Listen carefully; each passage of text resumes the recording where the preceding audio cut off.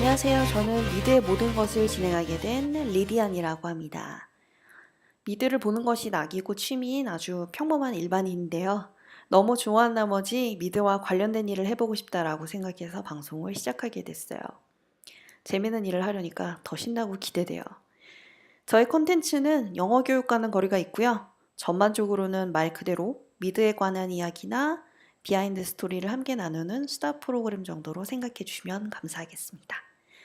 코너를 먼저 설명드릴게요. 새로 나오는 에피소드나 드라마 소식을 전해드리는 왓츠 뉴 코너, 그리고 댓 배우 코너에서는 특정 배우에 대해 좀 더 깊이 알아보는 시간으로 꾸며질 것 같습니다.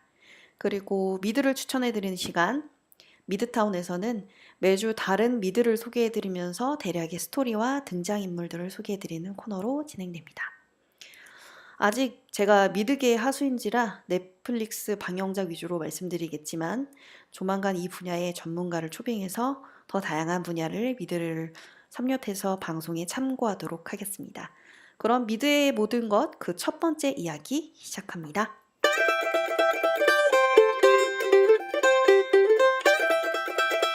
다들 고등학교 때나 대학교 때 미드로 영어 공부한다는 이야기 들어보셨을 거예요. 많이들 그렇게 미드를 접하시고 영어 향상을 위해서라기보다 이미 그 스토리에 훅 빠져들어서 자막과 함께 다음화를 기다리면서 미드를 계속해서 보게 되신 분들이 많으시더라고요. 저의 경우에는 제가 예전에 중국 유학을 하던 시절에 처음 접하게 됐는데요. 그 미드가 바로 CSI 라스베가스였어요. 기숙사 옆방 한국 언니 추천으로 보기 시작했는데 그 언니가 참 특이한 게 그 밥을 먹으면서 늘 그 CSI를 틀어놓는 거예요. 그래서 처음에는 좀 비위도 상하고 왜 막 시체도 나오고 뭐 사람 피도 막 나오고 주로 그런 장면들이 나오는데 어떻게 밥이 넘어가겠습니까?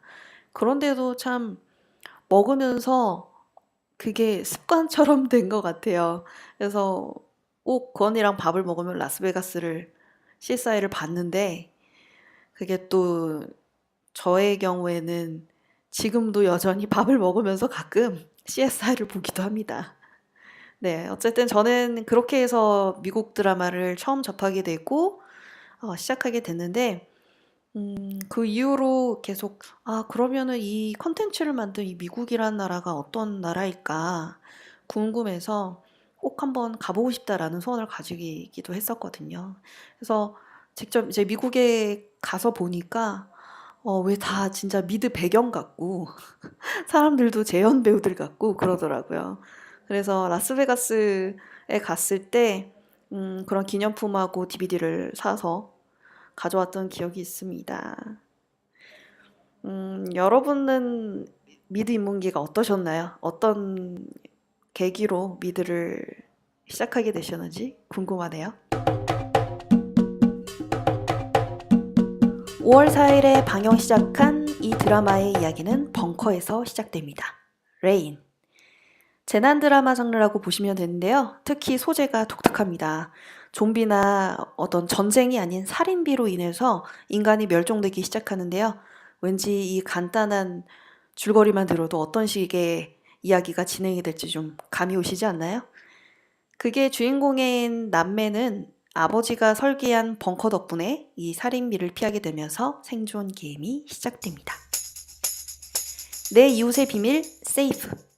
5월 10일 방영 시작한 이 내 이웃의 비밀은 덱스터 주인공으로 우리가 익숙한 마이크 시올이 주연으로 등장하는 드라마입니다. 아내와 사별 후 힘들어하던 그에게 유일한 행복은 딸. 그 딸이 사라지면서 주인공은 자식을 찾아 나서게 되는데 그 과정에서 이웃 주민들의 숨겨진 비밀, 이야기들을 알아가게 되는 내용의 드라마입니다. 현재 8화까지 나왔네요. Unbreakable 키미 슈미츠 시즌 4. 사이비 종교에 빠져서 벙커에 15년을 갇혀 살다가 구조되면서 뉴욕에서 정착하게 되는 주인공 키미의 이야기입니다. 주변 캐릭터들이 현실감이 다소 떨어지는 재미난 사람들인데 그들로 인해 키미는 본인 특유의 해맑음과 재치로 세상의 위기를 극복해 나가는 모습이 시티콤의 줄을 이룹니다. 나중엔 키미보다 주변 인물에 더 정이 가기도 해요. 그래서 저는 이제 시즌 4 보고 있는 중인데요. 처음엔 이 캐릭터들의 정붙이기 전이라서 한 회 한 회 보기가 좀 힘들더라고요. 그런데 그 시기가 지난 후로부터는 정들어서 의리로 보고 있는 시트콤입니다. 센스8 스페셜. 한국인 배우 배두나가 출연하는 드라마로 주목받기도 했었던 드라마 센스8. 워쇼스키 자매 감독의 연출로 CF계의 거장답게 신선하고 톡톡 튀는 소재의 스토리죠. 6월 8일 넷플릭스에서 스페셜분이 방송됩니다. 저는 아직 1화를 아직 못 뗐는데 다른 거 끝낼 미드들이 워낙이 많다 보니까 손을 못 대고 있네요. 이 작품도 나중에 따로 코너에서 자세히 다루도록 하겠습니다. 그때쯤에 저도 시즌 2 정도는 보고 있겠죠? 제인 더 버진 시즌 4. 순결서약을 한 주인공이 의료진의 실수로 임신을 하게 되면서 벌어지는 이야기는 제인 더 버진. 원치 않는 임신으로 자신의 미래와 사랑에 대해서 갈팡질팡하고 예상치 못한 일들을 겪는 주인공의 이야기를 담아내고 있습니다.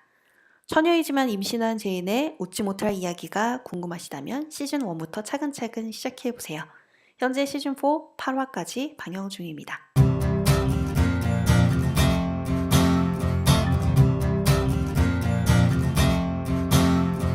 그 배우가 궁금하다. 모든 필모를 샅샅이 알아내는 시간. 대배우. 오늘의 주인공은요. 오렌지 is the new black에서 알렉스를 맡고 있는 로라 프레폰입니다. 온유블에서 보면 알렉스의 그 팔에 있는 타투나 그리고 검은색 머리랑 안경 이런 것들이 알렉스의 캐릭터를 더 돋보이게 하는 것 같아요. 목소리도 한몫하는 것 같은데 이상하게 이 호불호가 있더라고요. 저는 개인적으로 좋아하는 목소리인데 또 어떤 분들은 부담스럽다고 싫어하시는 분들도 계시더라고요. 첫 시간에 왜 이 배우를 꼽았냐고 물으신다면 사실 뭐 이유는 딱히 없고요. 가장 최근에 본 미드가 오렌지 is the new black이거든요. 그래서 가장 최근까지 본 작품이기 때문에 많은 이야기들을 선명하게 알 수 있을 것 같습니다. 로라 브레폰은 1980년 3월 7일 뉴저지에서 5남매 중 막내로 자랐습니다.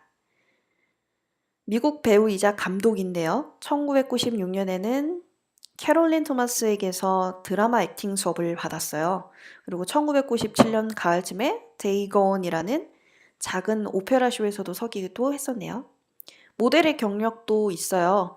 프랑스와 밀라노, 브라질에서 활동을 했다고 합니다. 그 이후 로라는 이 유명한 시트콤이죠. 70년대 쇼라는 시트콤에서 도나 역을 맡으면서 유명해졌습니다.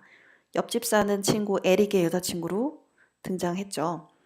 이 작품으로 로라는 2001년 10대상에 노미네이트 되기도 했었는데요. 그리고 그해 사우틀랜더라는 독립영화로 데뷔를 했습니다. 그리고 스터프라는 매거진에서 세상에서 가장 섹시한 여자 102인 안에 선정이 되기도 했었고요. 2005년에는 맥심 매거진에서 화제 인물 100인에 들기도 했습니다. 그리고 할로2라는 비디오 게임 안에서 목소리로 출연을 하기도 했습니다. 그 외에도 심리 스릴러 영화 칼라, Come Early Morning, 2007년에 나온 영화 Once Upon a Time, 그리고 이 시트콤에서도 나왔었대요. How I Met Your Mother. 근데 저 너무 오래돼서 기억이 나지 않지만 어쨌든 출연을 했다고 써있네요. 그리고 캐슬이라는 폴리스 드라마에서도 출연을 했었습니다. 그 후 그녀는 웹시리즈 네이버스라는 작품을 제작하게 되는데요. 그곳에서 전 남친인 스캇 포스터를 만나서 교제를 하기도 했었죠. 그 외에도 그녀가 출연한 작품은 The Chosen One, Lady Favorite, The Kitchen, The Girl on the Train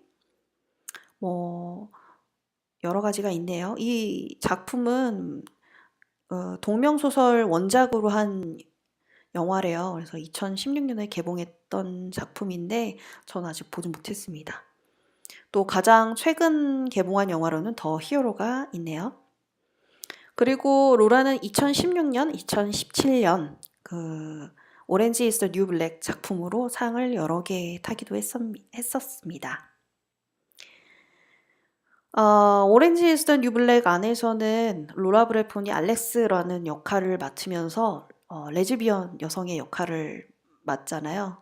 그래서 뭐 로라의 정체성 역시 그렇지 않을까 했는데 현재는 아주 행복한 결혼 생활을 하고 있는 것으로 알려졌습니다. 배우 벤 포스터와 함께요. 아까 언급해드린 스카 포스터와는 몇 년간 교제를 해오다가 2013년도에 헤어지고 2017년에 그녀의 약혼자인 벤 포스터 사이에 임신으로 주목을 받기도 했었는데요. 아주 예쁜 딸을 낳았다고 합니다. 그리고 2018년 올해죠. 로라는 드디어 벤 포스터와 함께 6월 결혼식을 올렸습니다. 축하드립니다. 지금은 뉴욕에서 함께 거주 중이라고 하네요. 이 모든 자료의 출처는 위키백과였습니다.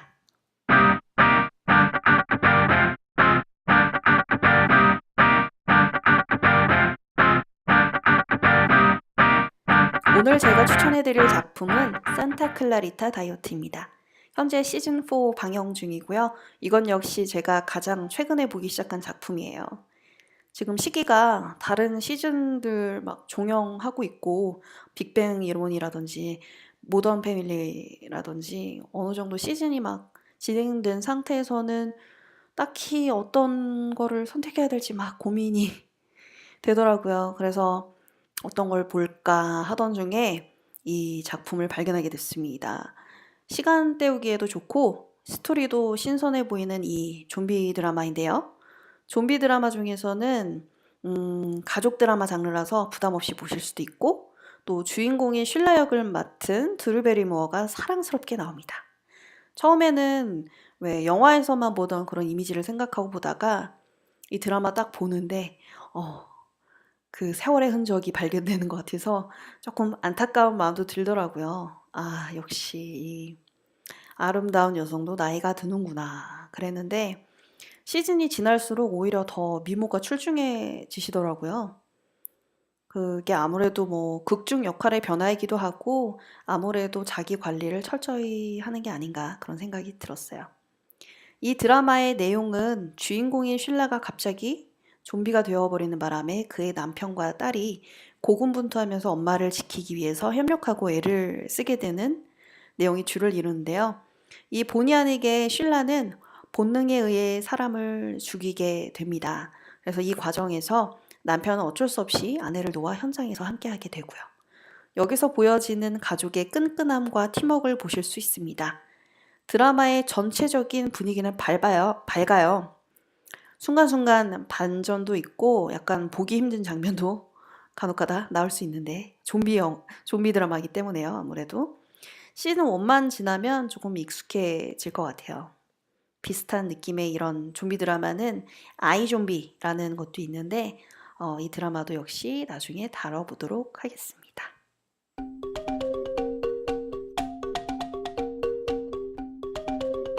이렇게 미드의 모든 것 첫 번째 이야기를 마쳐야 될 것 같습니다.